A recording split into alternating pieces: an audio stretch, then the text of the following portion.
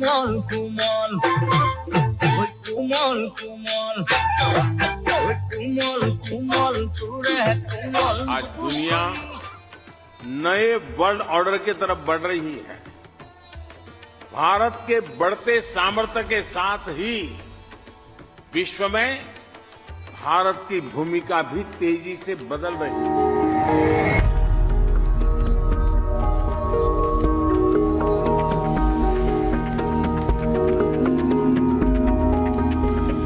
बदलते हुए विश्व को शेप देने में आज मेरे 140 करोड़ देशवासियों आपका सामर्थ्य नजर आ रहा है।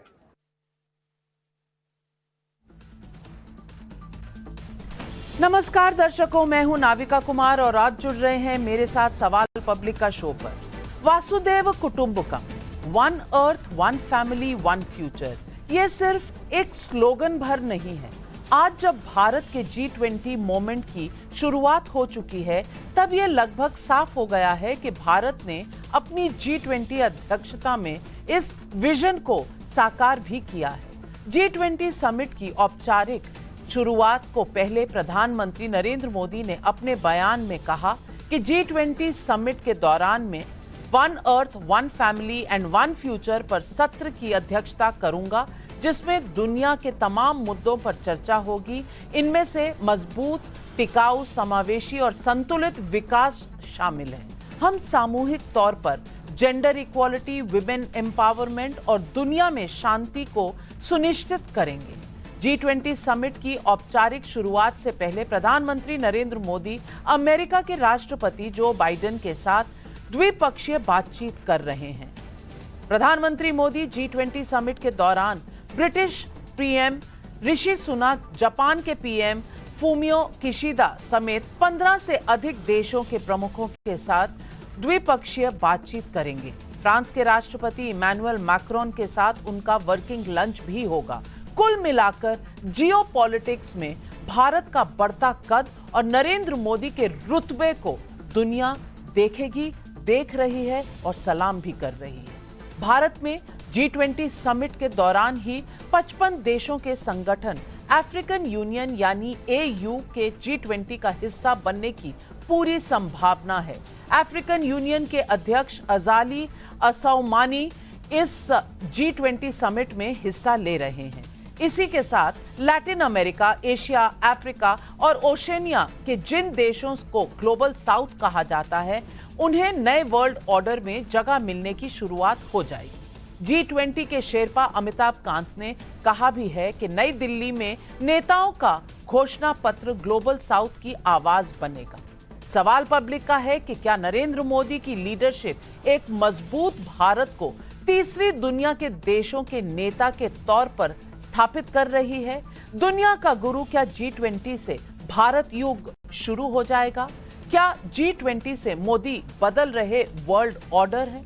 यही है आज सवाल पब्लिक का।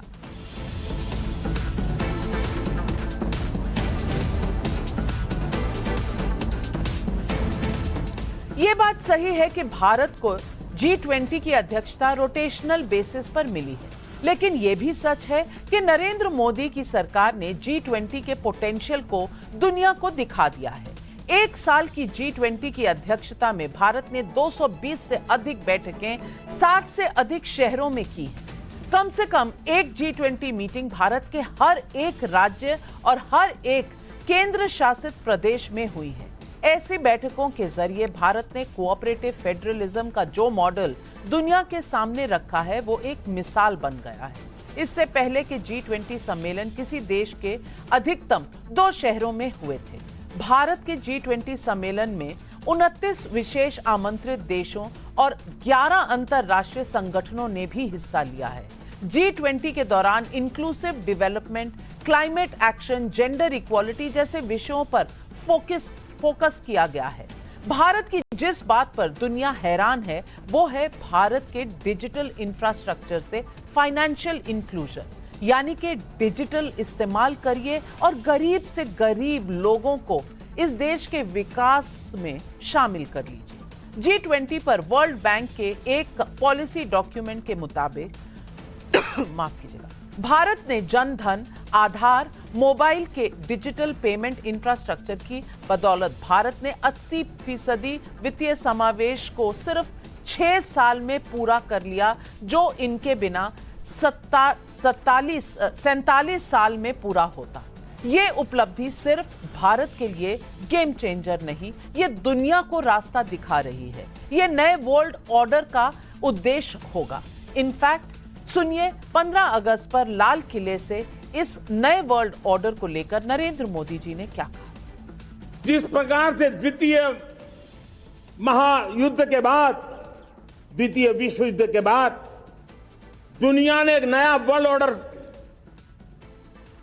आकार लिया था, मैं साफ साफ देख रहा हूं कि कोरोना के बाद एक नया विश्व ऑर्डर, एक नया ग्लोबल ऑर्डर, एक नया जियोपॉलिटिकल इक्वेशन, ये बहुत तेजी से आगे बढ़ रहा है। और मेरे प्यारे परिवारजनों, आप गौरव करेंगे। बदलते हुए विश्व को शेप देने में आज मेरे 140 करोड़ देशवासियों आपका सामर्थ्य नजर आ रहा है। इस G20 सम्मेलन में रूस के राष्ट्रपति पुतिन और चीन के राष्ट्रपति शी जिनपिंग खुद नहीं शामिल हुए। यूक्रेन युद्ध की वजह से पुतिन ने न आने की वजहों को आसानी से समझा जा सकता है, लेकिन चीन के राष्ट्रपति के न आने पर कई तरह के सवाल उठे हैं। हालांकि भारत ने आधिकारिक तौर पर इस मुद्दे को यह कहकर अहमियत नहीं दी है कि बहुपक्षीय बातचीत के मुद्दे द्विपक्षीय बातचीत से बिल्कुल अलग होते हैं। और वैसे देश में जितने अन्य दुनिया में जितने अन्य देश यहां शामिल हुए हैं, उनका यह कहना है कि चीन कहीं ना कहीं एक कोने में सिमट कर रह गया है और चीन का बर्ताव हर डेवलप्ड वर्ल्ड और हर देश इस वक्त उस पर सवालिया निशान भी लगा रहा है। तो बहुत से लोगों का कहना है शायद कोई अंतर नहीं होगा शी जिनपिंग भारत के G20 समिट में आए या ना आए, क्योंकि दुनिया के बाकी देशों ने यह तय किया है कि वो आगे बढ़ेंगे चीन के बिना भी। G20 समिट को लेकर यह सवाल भी उठ रहे हैं कि क्या यूक्रेन को लेकर नेताओं के साझा घोषणा पत्र में आम सहमति बन पाएगी। लेकिन भारत से आने से पहले ही अमेरिकी राष्ट्रपति बाइडेन ने कहा था कि हम तय करेंगे कि भारत में G20 का आयोजन सफल हो। सुनिए भारत आने के बाद ब्रिटेन के प्रधानमंत्री ऋषि सुनक ने क्या कहा। G20 has been a huge success for India. India is the right country at the right time to be hosting this, and I'm very proud to see India doing so well on the world stage. And I have enormous respect for Modi ji, and he's been personally very warm and kind to me, and we're working very hard, as I said, on our shared ambition of concluding an ambitious and comprehensive trade deal. And at forums like this, I'm very keen to support Prime Minister Modi in making sure that this G20 is an enormous success for India. I know India rightly cares about the international rule of law. और इस वक्त जब हम सवाल public का show शुरू कर रहे हैं तो मेरे सहयोगी अमित जी हमारे ब्यूरो चीफ भी हैं, इस वक्त खड़े हैं लोक कल्याण मार्ग के बाहर, और जहां इस वक्त जो बाइडेन यूएस के प्रेसिडेंट प्रधानमंत्री नरेंद्र मोदी से बैठक कर रहे हैं, द्विपक्षीय बैठक का आगाज हो चुका है अमित जी, क्योंकि ऐसा शायद भारत में पहली बार हुआ है कि 70 दिन के अंदर अंदर ये दूसरी बाइलैटरल टॉक्स हो रही हैं। पहले जब प्रधानमंत्री वॉशिंगटन डीसी गए थे और अब जब Joe Biden Bharat G20 summit में आए हैं।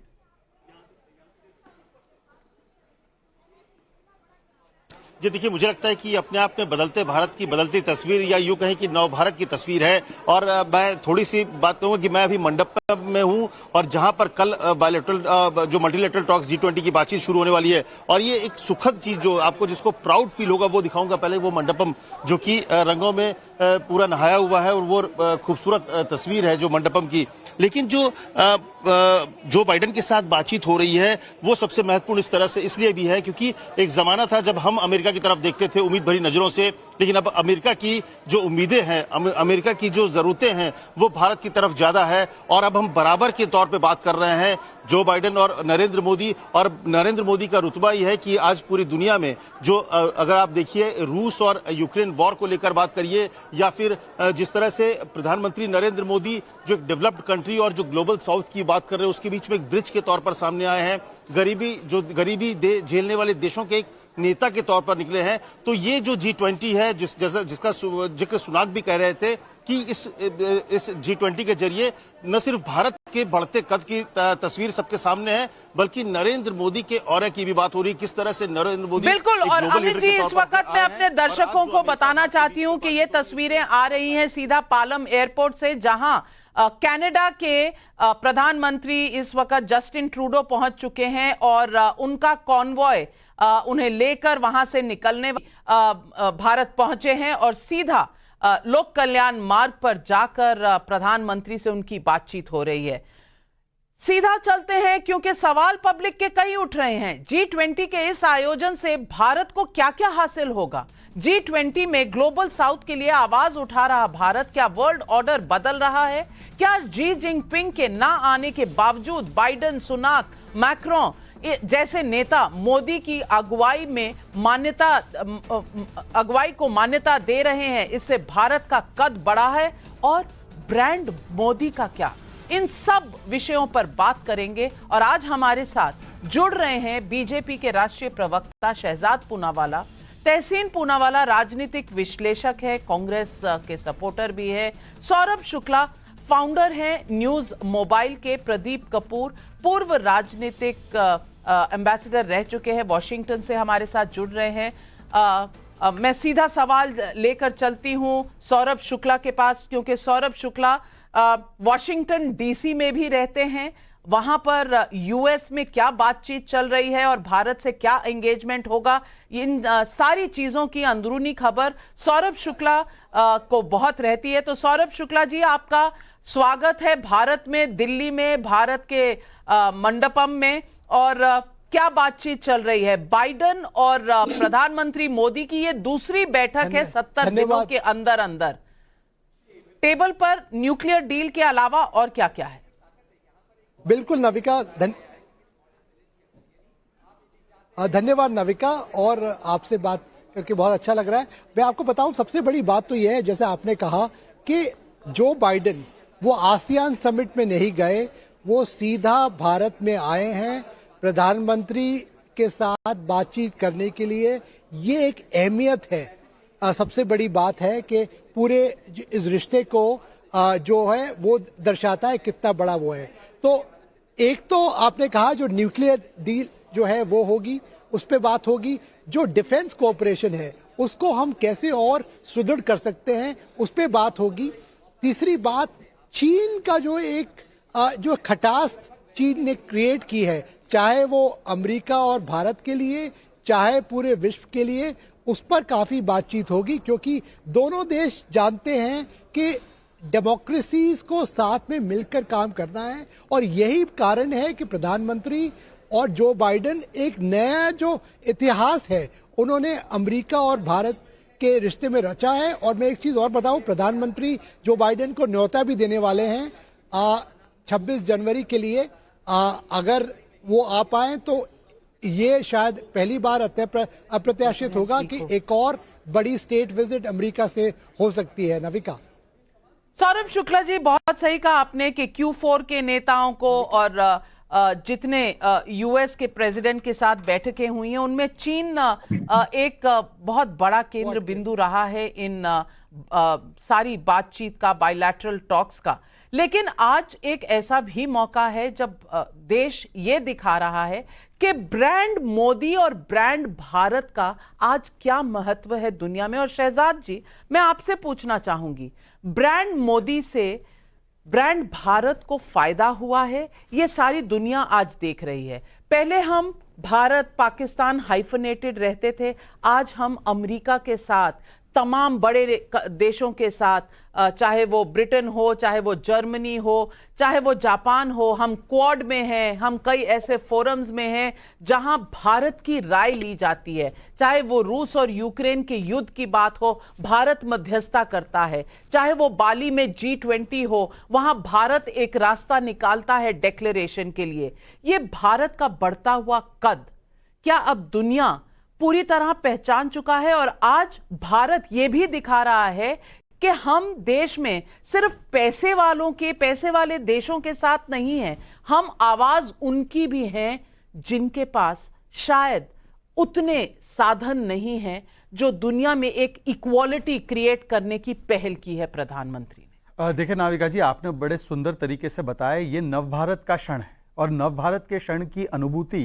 तब हो रही है जब आप नोट कीजिए, एक तो विकास का हमारा पताका पूरी दुनिया में लहरा रहा है। आईएमएफ ने मान लिया है कि हम सबसे तेजी से बढ़ने वाली अर्थव्यवस्था है। 10वें से 5वें स्थान पर जा रहे हैं, 30वें स्थान पर चले जाएंगे। मॉर्गन स्टैनली की रिपोर्ट आई। उसी समय पर विज्ञान का पताका चंद्रमा के दक्षिणी ध्रुव पर पहुंच जाता है, जिसको हम शिव शक्ति पॉइंट कहते हैं। तिरंगा पॉइंट भी उसको नाम दिया गया है, चंद्रयान 2 के टच पॉइंट को। और उसी समय पर विश्वास का पताका G20 के रूप में जिस प्रकार से दिल्ली में आपको लहराते हुए दिखाई देता है, परंतु केवल दिल्ली में नहीं, ये ऐसा G20 है जिसको पहली बार डिप्लोमैट्स G20 से हटाकर पीपल्स G20 बनाते हुए 60 शहरों में 200 से अधिक मीटिंग हुई। इसका मतलब कि पूरे भारत का एक परिचय, पूरे नव भारत का परिचय दुनिया की ओर चला गया। और दूसरी बात, आपने जो बात की, देखिए पहली बार जो G20 का कंसेप्शन था वो हमेशा एक कोई सिक्योरिटी अलायंस नहीं बल्कि एक फाइनेंशियल अलायंस था। और G7 और G20 में यही अंतर है कि G20 में उन देशों को भी जगह मिलती है जिनको हम कहते हैं वैश्विक दक्षिण या ग्लोबल साउथ जिसको कहते हैं।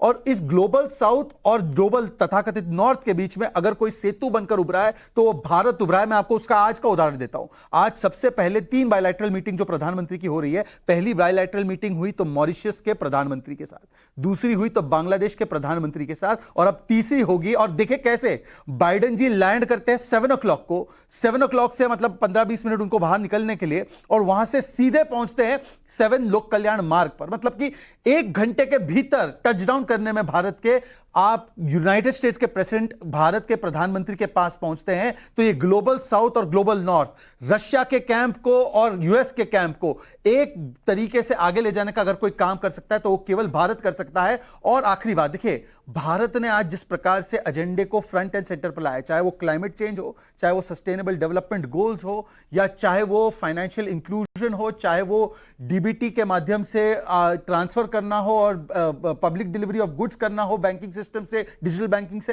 तो ये सारे मुद्दों को सामने रखकर एक नए नैरेटिव को गढ़ने का काम किया है। ह्यूमन सेंट्रिक आज G20 बना है। जो जीडीपी सेंट्रिक हुआ करता था वो ह्यूमन सेंट्रिक बनाना और पीपल्स G20 बनाना, आज ये उपलब्धि है। और देखिए हमारा नारा क्या है? हमारा नारा है 1 अर्थ 1 फैमिली 1 फ्यूचर। अब दुख की बात यह है कि जिनको अपना पूरा अर्थ और पूरा फ्यूचर एक फैमिली में दिखता है, उनके पेट में आज भी दर्द है, इसीलिए वो 1 रोड और 1 बेल्ट के इनिशिएटिव की प्रशंसा करते हैं। और हमारा है 1 फैमिली, जिसका मतलब कि हम संप्रभुता का सम्मान करते हैं। आज राष्ट्रीय प्राइड का समय है।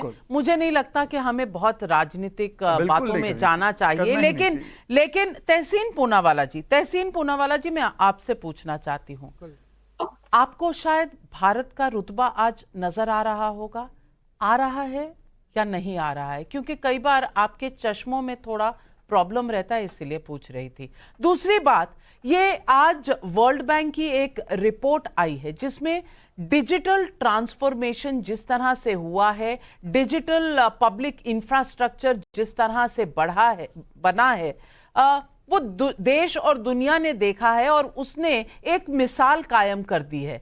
वर्ल्ड बैंक की रिपोर्ट कहती है कि जो 47 साल में होना था वो 6 साल में हुआ, और 80% लाभार्थियों तक ये डिजिटल पेमेंट का इंफ्रास्ट्रक्चर जाता है। 2014 में ये 25% पॉपुलेशन तक जाता था। मैं आपसे पूछना चाहती हूं तहसीन पूनावाला जी, एक भारतीय होने के नाते आज ये बहुत ही प्राउड फील करने का दिन है। क्या आप भी देश के अन्य लोगों की तरह आज स्वाभिमान से अपना सर ऊंचा कर रहे हैं? नमस्कार नाविका जी, अव्वल तो आपको सभी पैनलिस्ट को ढेर सारी शुभकामनाएं और बधाई कि G20 का इतना बड़ा प्रोग्राम भारत होस्ट कर रहा है, और सौरभ जो अमेरिका से है वॉशिंगटन को, उनको बहुत बहुत स्वागत है भारत के अंदर। दूसरी चीज नाविका जी, आपका जो प्रश्न था क्या मैं आज मुझे गर्व हो रहा है भारत पे, मुझे हमेशा से गर्व था। मैं उन व्यक्तियों की तरह नहीं हूं जो ये सोचते थे कि 2014 से पहले देश में कूड़ा था और उनसे पहले किसी को गर्व नहीं था। मैं जब से पैदा हुआ मुझे भारत पे गर्व है। तिरंगा मेरे हाथ में, मेरे खून में लहरा हुआ है। एक आपको फैक्ट चेक करा दूं नाविका जी, भारत क्वाड का हिस्सा 2007 में बना। पहला नेवल एक्सरसाइज सिंगापुर के साथ बे ऑफ बंगाल में हुआ। चाइना ने उस पर ऑब्जेक्शन दिया। शिंजो आबे और मनमोहन सिंह जी ने उसके ऊपर काम किया था। और डायमंड ऑफ डेमोक्रेसी ये लेख शिंजो आबे ने लिखा हुआ था। तो हम थोड़ा सा फैक्चुअल चीज पर आ जाए तो वो अच्छा होगा कि मैं बहुत खुश हूं कि आज भारत न्यूक्लियर डील, माननीय प्रधानमंत्री मोदी जी और जो बाइडेन जी इस पर बातचीत करे, वही न्यूक्लियर डील जिसको अपोज करने के लिए लेफ्ट के साथ भाजपा जुड़ी थी और पार्लियामेंट के अंदर कैश लाया था, उस चीज को प्राइम मिनिस्टर मोदी ले जा रहे आगे। उनको साधुवाद बधाई हो। एक चीज की मेरी सजेशन है, मैं किसी भी कटाक्ष शब्दों का प्रयोग नहीं करूंगा क्योंकि ये मेरे देश का हिस्सा है, लेकिन एक चीज का सजेशन है मेरा, हमारे के लिए दो वरिंग चीज है। अच्छा, आपने एक चीज कहा कि भारत नो लॉन्गर पाकिस्तान के साथ हाइफनेटेड है। न्यूक्लियर डील में भी हाइफनेटेड नहीं था। भारत हमेशा से अलग था, पाकिस्तान को बहुत पीछे छोड़ दिया। लेकिन एक चीज से मुझे एक सजेशन है, इस वक्त हमें जो एक्सेप्शन हमें ईरान के साथ पेट्रोल की करेंसी, पेट्रोल को दाम और ऑयल के दाम चुकाने के लिए डॉलर्स का जो हमें एक्सेप्शन मिला था, वो हमें रशिया के साथ नहीं मिला है। इसलिए अब हम ये ऑयल का दाम जो चुका रहे हैं वो चाइनीज करेंसी, जो एक दुश्मन देश है हमारा, एक हॉस्टाइल देश है, उसकी करेंसी में चुका रहे। मुझे लगता है कि इससे ज्यादा डिससर्विस भारत को कुछ नहीं कि हमें चाइनीज करेंसी में इसका पैसा देना चाहिए। एक बात। दूसरी चीज, जो एक रशिया और पाकिस्तान का एक्सेस चाइना के साथ बना है, व्हीट, गैस और ऑयल वो खरीद रहे दोबारा से चाइनीज करेंसी के अंदर, उस एक्सेस को भारत को तोड़ना बेहद जरूरी है। एक और सजेशन के साथ अपनी बात समाप्त करूंगा। आपने बताया जस्टिन ट्रूडो जी आए भारत के अंदर, जो खालिस्तान मूवमेंट चल रहा है कनाडा के अंदर, खास करके कंजर्वेटिव एमपीज, नॉट की लिबरल एमपीज जैसे जस्टिन ट्रूडो आते, कंजर्वेटिव एमपीज जो वर्तमान सरकार के बहुत क्लोज है, वो जाके से एंडोर्स करते, उस पर प्रधानमंत्री जी बातचीत करें, मेरी ऐसी अपेक्षा है। प्रधानमंत्री को ढेर सारी शुभकामनाएं। भारत आगे बढ़ेगा, हम सब आगे बढ़ेंगे। प्रदीप कपूर जी, आपका स्वागत है टाइम्स नाउ नव भारत पर। और मैं आपसे पूछना चाहती हूं प्रदीप कपूर जी, भारत की इस वक्त जो गरिमा है, क्या वो पहले से बेहतर हुई है? जो एक डेमोक्रेटाइजेशन की बात थी, GDP to human beings, people centric जो अप्रोच रहा है, जो थीम रही है इस G20 की, ये क्या भारत की अपनी अप्रोच टू डेवलपमेंट दिखाता है? और सबसे बड़ी बात, क्या पुतिन के एब्सेंस में, चीन के शी जिनपिंग की एब्सेंस में भी भारत ने कम से कम अपना रुतबा ऐसा दिखाया है कि 70 दिन में दूसरी बार जो बाइडेन अमेरिकी राष्ट्रपति यहां पहुंचते हैं और तमाम बड़े देशों के बड़े हेड्स ऑफ स्टेट पहुंचते हैं, तो भारत इस वक्त क्या स्टेटमेंट बना रहा है देश और दुनिया के सामने? नाविका जी, सबसे पहले तो मैं ये कहना चाहूंगा कि आपने बहुत ही सुंदर तरीके से, बहुत ही बेहतर तरीके से सब कुछ विस्तार में समझा दिया है लोगों को। तो उसके लिए आपका बहुत बहुत धन्यवाद और आपको बहुत बहुत बधाई, जो आप समझ सके हैं इस विषय पे एकदम गूढ़ तरीके से और समझा सके हैं लोगों को, वो हमें बहुत अच्छा लगा। और हम तो कहते हैं कि जो प्रधानमंत्री मोदी जी हैं, वो केवल प्रधानमंत्री नहीं है, वो डिप्लोमेट पार एक्सेलेंस हैं। हम डिप्लोमेसी में रहे हैं करीबन 3.5-4 दशक के लिए। तो ऐसे लीडर जो हैं, जो डिप्लोमेसी को समझते हो, जो ग्लोबल डिप्लोमेसी को समझते हो, और ग्लोबल डिप्लोमेसी के प्लेटफॉर्म से भारत का नाम पूरे दुनिया में, हमारे जो देश है उसकी जो पहचान है, उसका जो रिस्पेक्ट है पूरी दुनिया में इतना ज्यादा बढ़ रहा है कि इसमें कोई तुलना नहीं है। ये चीज हो रही है 1000 साल बाद या 1500 साल बाद, ये नहीं कि 100 साल बाद या 2014 के बाद हो रही है। ये जब से मुगल आए इंडिया में और जब से ये ब्रिटेन वाले लोग आए इंडिया में और उन्होंने अपना राज शुरू किया, तब से जो हमारा अंदरूनी शक्तियां थी, अंदरूनी कॉन्फिडेंस था, वो सब घटता गया। जो हमारा कंट्रीब्यूशन था दुनिया के लिए, साइंस में, इकोनॉमी में, हर क्षेत्र में, वो घटता रहा। हमारा कंट्रीब्यूशन ग्लोबल जीडीपी में 33% के करीब होता था मुगलों के आने से पहले।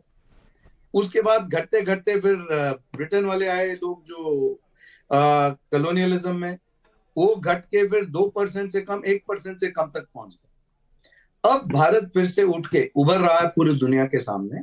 मैं वॉशिंगटन डीसी में हूँ, यहाँ पर बहुत सारे लोगों से मुलाकात होती है, आम लोग, एम्बेसडर्स जो हैं अलग अलग कंट्री के, उनसे मुलाकात होती है।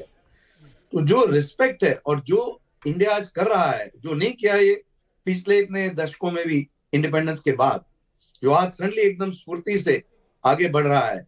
मैं डिजिटल इंडिया में डायरेक्टली इन्वॉल्व हूँ, फिनटेक में डायरेक्टली इन्वॉल्व हूँ। ये जो हर आदमी को जो सपोर्ट मिल सकता है डायरेक्ट सब्सिडी से, डायरेक्टली टू बैंक अकाउंट, पहले इसमें से बहुत प्रतिशत पैसा करप्शन में चले जाता था, अब वो सीधा डायरेक्ट टू अकाउंट जा रहा है गरीबों के। तो ऐसी छोटी छोटी चीजें मैं नोट कर रहा हूँ भारत के बारे में। और जब यहाँ पर थिंक टैंक्स या प्रोफेसर्स या एकेडमिक्स या पॉलिटिशियंस या व्हाइट हाउस वाले रिप्रेजेंटेटिव से मिलता हूँ, जो रिस्पेक्ट उनके लिए है, उनके दिलों में है आज इंडिया, बिल्कुल, वो आज तक कभी नहीं हुई। और बिल्कुल अनप्रेसिडेंटेड है ये। और तहसीन जी, मैं आपसे यही पूछना चाहती हूं, डेमोक्रेटाइजेशन, फेडरलिज्म, ये डिस्प्ले हुआ है।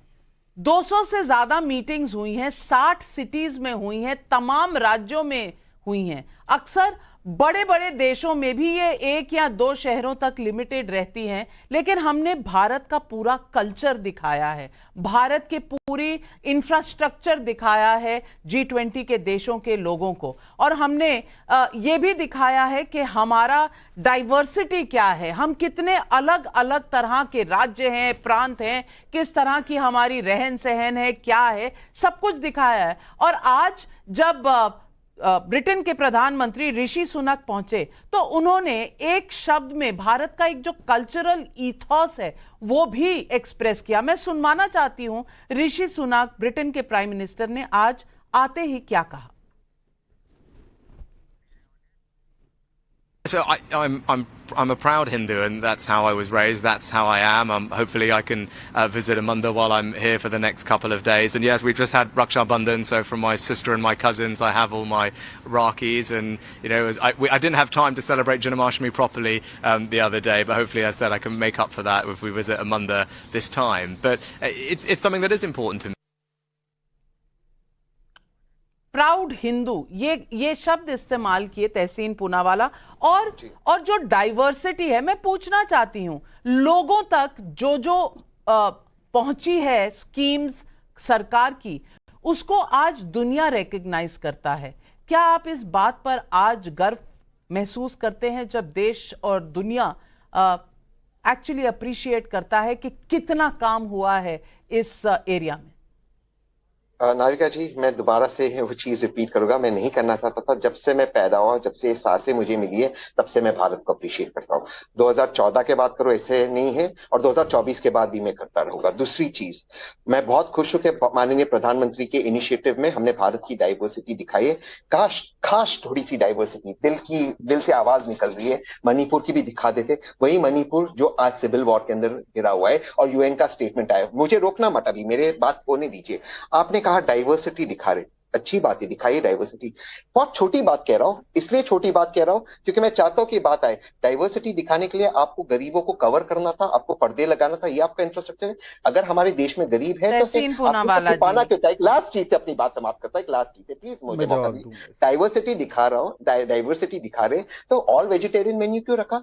भारत में 78% लोग नॉन वेजिटेरियन है, नॉन वेजिटेरियन क्यों नहीं रखा अपने मेन्यू के अंदर? वेजिटेरियन मेन्यू क्यों रखा? सबके खाद पर रखते, क्यों नहीं रखा आपने? ये आपकी डाइवर्सिटी आप दिखा रहे। देखिए, सवाल ये आप पॉलिटिकल स्टेटमेंट्स कीजिए, भारत आगे बढ़े। एक लास्ट चीज, प्रदीप जी ने कहा फिनटेक पे काम करे, एक व्यक्तिगत पर्सनल रिक्वेस्ट है, प्रदीप जी थोड़ा सा आप निर्मला सीतारमन मैम और आरबीआई के गवर्नर को कहकर, क्योंकि आप काम कर रहे हो डायरेक्टली इन्वॉल्व है, फिनटेक के रूल्स बना दीजिए। फिनटेक, एआई और ब्लॉकचेन के कोई रूल्स नहीं है। और आप फिनटेक में डीलिंग ही नहीं करते। सारे फिनटेक कंपनीज जो एआई में है वो दुबई में रजिस्टर। तहसीन पूनावाला जी, छोटे मुद्दे, छोटी सोच, छोटा दिल जो आपने आज दिखाया है शहजाद, आज के दिन क्योंकि आप हमारे चैनल में कई बार आते हैं एक भी बार और किसी दिन ये कहते तो मैं आपके सवाल जायज समझती, पर आज के दिन मुझे लगा आपने छोटा दिल का एक डिस्प्ले किया है। पर शहजाद जी क्योंकि सवाल उठे हैं, जवाब दीजिए। देखिए, मैं तहसीन से केवल इतना रिक्वेस्ट करूंगा, मैंने एक भी शब्द उनके बीच में नहीं बोला, तो कम से कम मेरी पूरी बात को हो जाने दीजिए। उनकी बड़ी बुरी आदत है वो बीच में बोलने लगते हैं। मैं वो चैनल पे नहीं हूं सर, मैं अच्छे चैनल पे हूं। देखिए, ऐसा है कि ये तो वो लोग हैं जो श्रावण के महीने में चंपारण मटन बनाने का रेसिपी बताते हैं एक दूसरे को, तो ये कैसे ही समझ सकते हैं भारत की संस्कृति को। और देखिए ना, भारत के खिलाफ तो है ही, भारत शब्द से कितनी नफरत है वो तो हमने देखा ही है, परंतु तो आज सहयोग की दो बातें देखिए। एक देश जिसने 200 साल तक हम पर गुलामी की, आज उस देश को हमने अर्थव्यवस्था के लेवल पर पीछे छोड़ दिया, और उस देश का अध्यक्षता आज एक ऐसा व्यक्ति कर रहा है जिसके नाम में भी सनातन का परिचय है, ऋषि नाम में भी सनातन का परिचय। और वो बापू के समागम में जाता है तो वो कहता है मैं प्राउड हिंदू हूं, और भारत आता है तो वो कहता है कि मैं बहुत ही गर्व से कहता हूं मैं हिंदू हूं। परंतु भारत में रहने वाले कुछ लोग सनातन को समाप्त कैसे करना चाहते हैं, एक उसका परिचय देखिए। अच्छा, दूसरी बात देखिए, बड़े सहयोग की बात है कि आज भारत में अगर आप देखेंगे कि केवल विकास, विज्ञान और विश्वास का पताका नहीं, पूरे ब्रह्मांड में सनातन का भी पताका लहरा रहा है। हमारा स्लोगन क्या है? वसुधैव कुटुंबकम। ये मतलब कि सनातन परंपरा और सनातन फिलॉसफी का सबसे बड़ा उद्घोष है। और एक चीज नोट कीजिए नाविका जी, इसी कालखंड में मतलब कि 9/11 जो कि अभी कुछ दिन बाद आएगा, उस 9/11 को 130 साल पहले भगवा चोला पहने स्वामी विवेकानंद गए थे और sisters and brothers of America को संदेश दिया था। और इसी 9/11 पर एक हमला भी हुआ था कट्टरपंथियों के द्वारा उसी अमेरिका में। आज भारत उस स्थिति में है कि उसी सनातन परंपरा वसुधैव कुटुंबकम, sisters and brothers of the world को संदेश दे रहा है। मतलब किस फिलॉसफी की जीत हुई है, परंतु तहसीन पूनावाला उसी फिलॉसफी को समाप्त करने के लिए इंडी गठबंधन में बैठे हुए आज भी देखने को तैयार नहीं। मुझे नहीं लगता आज के दिन देश या दुनिया में कोई हमारे आपसी मतभेद में इंटरेस्टेड है। आज देश को कम से कम ये उम्मीद है कि भारत किस तरह से आगे बढ़ रहा है। हमारे देश में इतनी विभिन्नता है कि हम बर्तनों की तरह बचते रहेंगे, लेकिन खाली बर्तन बचते रहें इससे बेहतर है ये सोचें कि देश आगे कैसे बढ़ेगा, देश और तरक्की कैसे करेगा। इस देश में जिनके पास बहुत कुछ है और जिनके पास कुछ भी नहीं है, उनमें फासला कम कैसे होगा, कैसे नौकरियां मिलेंगी, कैसे पढ़ाई आगे बढ़ेगी, और किस तरह से आज हम चंद्रयान मिशन के द्वारा जब चांद पर पहुंचे हैं, एक नया हमने कीर्तिमान स्थापित किया है, तो हम भविष्य में और क्या क्या कर सकते हैं। आज देश इस बात की तरफ देख रहा है और यही सवाल पूछ रहे हैं। और मैं सौरभ शुक्ला जी चाहूंगी कि आप पब्लिक के सवाल सुने कि भारत के लोग किन सवालों में इंटरेस्टेड है। संजय मिश्रा का भदोही उत्तर प्रदेश से सवाल है, मोदी जी ने 20 को नया मॉडल दिया, क्या यह भारत की क्षमता नहीं दिखा रहा? मानिक डाबरीवाला का कोलकाता से सवाल है, जब किसी देश की अर्थव्यवस्था में गिरावट आ रही हो तब उस देश को अपने पड़ोसी देशों से मधुर संबंध रखना चाहिए, चीन ये बात क्यों नहीं समझता?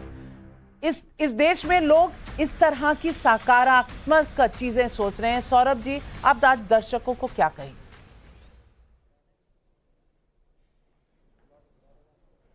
मैं ये कहूंगा नविका कि इस समय जो है पूरे भारत के लिए गर्व का क्षण है। हमें ओछी राजनीति नहीं करना चाहिए। और जो सवाल पब्लिक भी आपकी पूछ रहे हैं, आपके दर्शक पूछ रहे हैं, दर्शाते हैं कि ये नया भारत है, नव भारत है जो एक नई उड़ान की तरफ चल रहा है। और आप देखेंगे कि ये जो G20 है उससे जन एक कल्याण की एक लहर उमड़ेगी। और भारत ने जो UPI चाहे हो चाहे कोविन हो, वो पूरे विश्व को जो है भारत की देन होगी। और आप देखेंगे कि चाहे क्लाइमेट चेंज हो, चाहे सस्टेनेबिलिटी हो, चाहे फाइनेंशियल इंक्लूजन हो, उसका संदेश जो है भारत से ग्लोबल साउथ में भी जाएगा और डेवलप्ड वर्ल्ड भी जो है भारत की इस बात को मानेगा कि भारत का वर्चस्व एक इस्टेब्लिश हो गया है और इससे और ज्यादा बढ़ेगा। नविका, बिल्कुल सही कहा आपने, और मैं आज सिर्फ इतना कहना चाहती हूं, ये देश वो देश है जहां पर वैक्सीन मैत्री भी हुई, दुनिया ने देखा। ये देश वो देश है जहां टर्की में जब अर्थक्वेक आया, भारत ने मदद की ऑपरेशन दोस्त के तहत। ये देश वो देश है जिसने पैसा दिया श्रीलंका को जब वहां पर फाइनेंशियल सिचुएशन पहुंची इस तरह की कि बस पूरा देश टूटने के कगार पर आ गया। आज भारत की सांस्कृतिक और भारत की आर्थिक दोनों तरह की व्यवस्थाओं का बोलबाला है दुनिया में। किसी भी राष्ट्र के आगे बढ़ने के कोई ना कोई मौका ऐसा होता है जिसे टर्निंग पॉइंट कहा जा सके। जब भारत कोविड जैसी महामारी को सफलतापूर्वक हराकर दुनिया की बड़ी अर्थव्यवस्थाओं में सबसे तेज तरक्की कर रहा है, दुनिया की 5वीं बड़ी अर्थव्यवस्था बन चुका है, डिजिटल क्रांति में दुनिया को रास्ता दिखा रहा है, तब G20 का ये आयोजन भारत के लिए वैसा ही टर्निंग पॉइंट साबित हो सकता है। और इस युग में भारत को नेतृत्व देने के लिए प्रधानमंत्री नरेंद्र मोदी हमेशा सराहे जाएंगे। इसलिए ब्रांड भारत में ब्रांड मोदी का योगदान आज विश्व में इसका डंका बोल रहा। G20 समिट का मेगा आयोजन भारत पर बढ़ते विश्व के भरोसे की एक मजबूत तस्वीर है। पिछले करीब 1 दशक में भारत ने ग्लोबल ऑर्डर में अपनी भूमिका खुद लिखी है, चाहे दुनिया की 5वीं तेजी से बढ़ती अर्थव्यवस्था हो या अपनी सीमाओं की सुरक्षा। दोनों ही मुद्दों पर भारत पूरे दमखम के साथ खड़ा नजर आता है। इसके पीछे बड़ी वजह है प्रधानमंत्री मोदी का दुनिया से संवेदनशील संवाद और स्पष्ट विदेश नीति, जिसका सूत्र है वासुदेव कुटुंबकम। अब मोदी का यही सूत्र वर्ल्ड ऑर्डर को बदलने का सिद्ध सूत्र बन चुका है।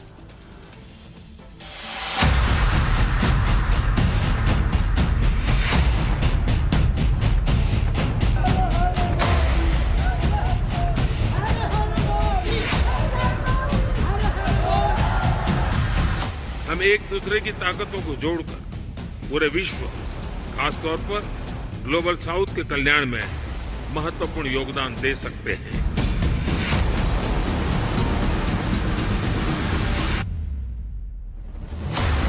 21वीं सदी एशिया की सदी है, हम सबकी सदी है। भारत मदर ऑफ डेमोक्रेसी है। हम राष्ट्र को भी एक परिवार के रूप में देखते हैं और विश्व को भी एक परिवार मानते हैं। वसुधैव कुटुंबकम। सूत्र एक, संकल्प एक, साध एक और साधना एक। वसुधैव कुटुंबकम, ये वो मंत्र है जो 2014 के बाद से सैकड़ों बार विश्व के मंचों पर गूंजा है और बीते करीब 9 वर्षों में पीएम मोदी ने वसुधैव कुटुंबकम के इसी सूत्र से वैश्विक जगत के दिल को जीता है। और आज दुनिया दिल्ली में है और नया भारत मित्र देशों के दिल में। बीते 1 दशक में भारत ने वर्ल्ड ऑर्डर में अगर अपनी भूमिका बदली है, वो ज्यादा मुखर, प्रखर और निखर कर सामने आया है, तो इसमें अहम भूमिका रही है पीएम मोदी के विजन और वर्जन की। इसमें भारत की अर्थव्यवस्था, इंफ्रास्ट्रक्चर, आंतरिक सुरक्षा, सीमा सुरक्षा और विदेश नीति सबसे अहम पैरामीटर रहे हैं, जिनकी बुनियाद पर नए भारत की नींव 2014 के बाद से पीएम मोदी ने रखी है। आज भारत में विश्व का तीसरा सबसे बड़ा स्टार्टअप इकोसिस्टम है। भारत में इस समय 100 से भी अधिक यूनिकॉर्न है। आईटी, टेलीकॉम, फिनटेक, एआई और सेमीकंडक्टर्स जैसे क्षेत्रों में हम make in India, make for the world के विजन को आगे बढ़ा रहे हैं। ये चुनावी दावे नहीं हैं, बल्कि वो सच्चाई है जो बीते करीब 1 दशक में दुनिया ने देखी है और मानी है। 2014 के पहले और आज के भारत की तस्वीर ही मोदी की गढ़ी तस्वीर है और नए भारत की हर एक उपलब्धियां अब दुनिया को चौंकाती हैं। विश्व बैंक ने अपने G20 डॉक्यूमेंट में भारत के डिजिटल पब्लिक इंफ्रास्ट्रक्चर यानी DPI की सराहना की है। इस वैश्विक संस्था ने कहा है कि भारत में DPI का एक परिवर्तनकारी असर पड़ा है, जो फाइनेंशियल इंक्लूजन से भी कहीं आगे की चीज है। वर्ल्ड बैंक के दस्तावेज में यह भी कहा गया है कि भारत ने केवल 6 साल में ऐसे मील के पत्थर हासिल किए हैं जिसमें करीब 5 दशक का समय लग सकता था। और तेज गति के ऐसे ही बदलावों ने दुनिया के मंच पर भारत की नई भूमिका और उस भरोसे का नया अध्याय लिखा है जो अब आर्थिक मंदी से जूझते यूरोप और अमेरिका तक को एक नई उम्मीद के तौर पर दिखता है। मतलब ये कि अगर भारत साथ है तो मुश्किल रास्ते आसान हो सकते हैं।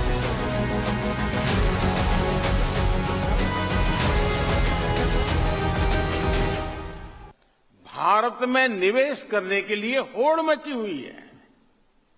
आज भारत दुनिया में 5वें नंबर की सबसे बड़ी आर्थिक ताकत है।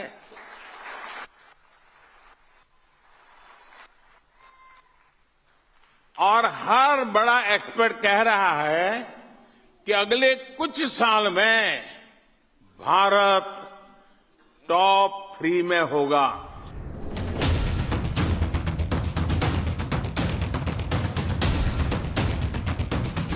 2014 के बाद मोदी ने नए भारत का परिचय दुनिया से कराया, जिसमें भारत की भूमिका मजबूती के साथ लिखी गई। भारत ने अपनी दमदार विदेश नीति के बदलाव को दुनिया की जमीन पर उतारा।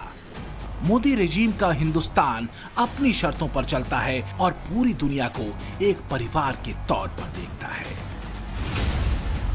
दुनिया जानती है कि मोदी के पास वसुधैव कुटुंबकम का वो सिद्ध मंत्र है जो वास्तव में विश्व शांति, विश्व समृद्धि, निरोगी विश्व, समानता से भरे विश्व और आतंक मुक्त दुनिया की गारंटी बन सकता है। पीएम मोदी के ग्लोबल कद और किरदार दोनों के असर को दुनिया नजरअंदाज नहीं कर सकती।